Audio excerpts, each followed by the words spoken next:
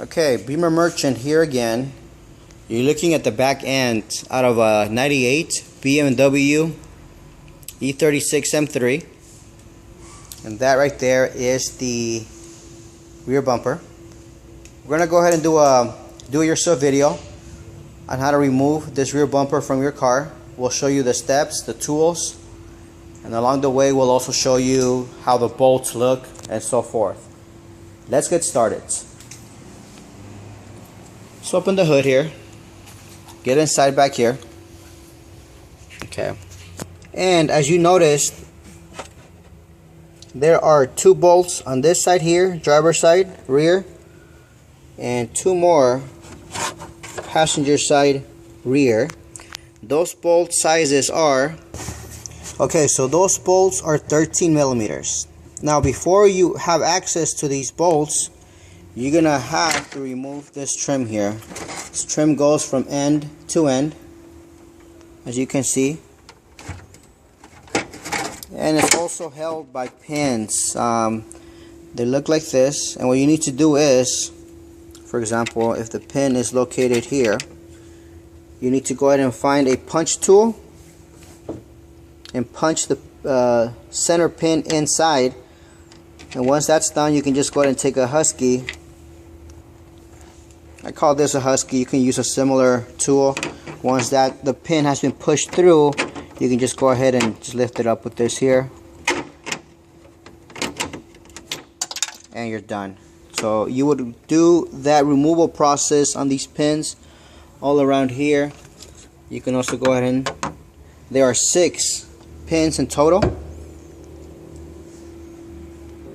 Once those pins have been removed, you have to bend this part. I mean, you can bend it, it's flexible. Just don't do it too much because you might break it. Because if you notice, if you try to go ahead and lift it up here, it's gonna hit right there. It's gonna hit right there. No, I mean, you can go ahead and put your seats down and slide it out, but the easiest way is go ahead and bend it right there. And just go ahead and very carefully just bend it, pull it out, and you are set. We are done in this section for now. Now let's go to the wheel well. You're looking at the driver rear wheel well here. You're gonna have to remove a tab, which is located down here, okay, and the husky. The tool that we can use again is this one here. You go in there very carefully, pop it out, and you're set. Make sure you don't lose that pin, and then as you move forward up here, you get a bolt.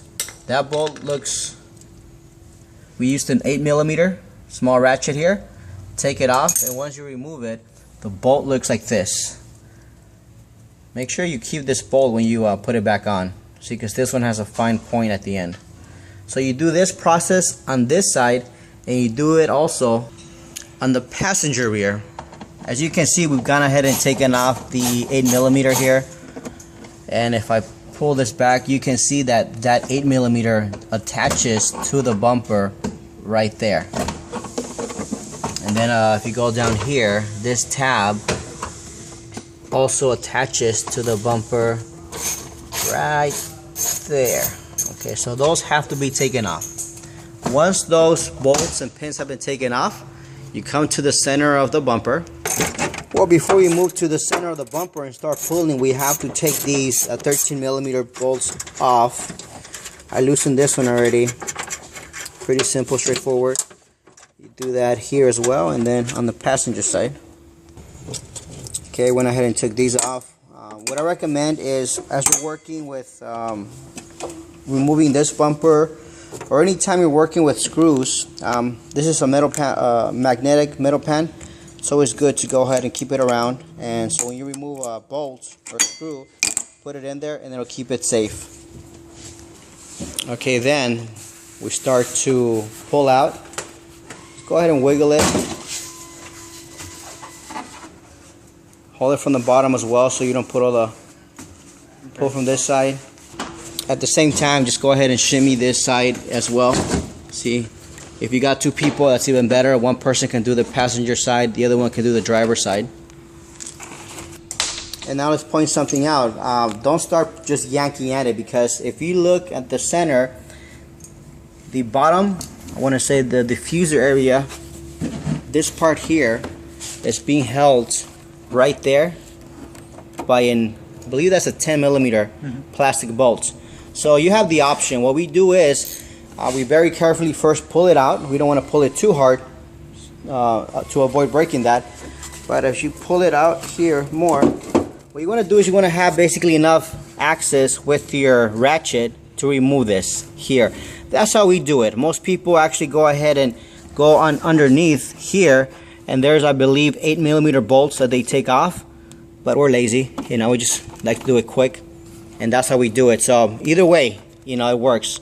So let's take this off, and we've taken that bolt off, and the bolt looks like this. Let me just clear something out. We are not lazy, we are just efficient. Like to get things done quick. Okay, so now it's ready to come out. Before I do that, I just want to show you, that's where the 13 millimeters bolts were screwed in, on this side and on this side. As you can see, it basically holds the impact shock here. Once that's done, once that last step is done, then we can very easily, two people or just one person can slide the bumper out of the way. Bumper has been taken off. As you can see, this is one of the brackets where it slides into the chassis. This bumper is for sale if you guys are interested. We usually get these most of the time, so if this has been sold by the time you watch this video, contact us and we can get you get a replacement for you. But that's one thing you got to look at when you buy a bumper. Make sure these are not broken, because if it is broken, your bumper will sag. We leave these impact shocks right there. You can take them off if you want, and this is a good deal here. How would you know that this bumper is original? You know that you're not buying a cheap aftermarket. You're gonna find, in this case, you got the VIN number sticker here, and if you search, for example, down there, you're gonna see a BMW sign throughout the bumper. That's how you know you're getting a good quality used parts, which is what we recommend. We don't buy or we don't recommend a cheap aftermarket, because it's bad quality material, and most of the time it's not gonna fit properly in your car. That's another batch that you'll find on OEM diffuser, and if I'm not mistaken, I believe the aftermarket bumpers did not have a tow hook. I could be wrong, somebody correct me if that's the case, but I know most of the time they don't do that. Other than that, that's how you remove a rear bumper out of a E36 M3 model. If you have any questions, comments, let us know. If you need any of these parts, visit our website. Thanks for watching. You have an awesome day. Take care.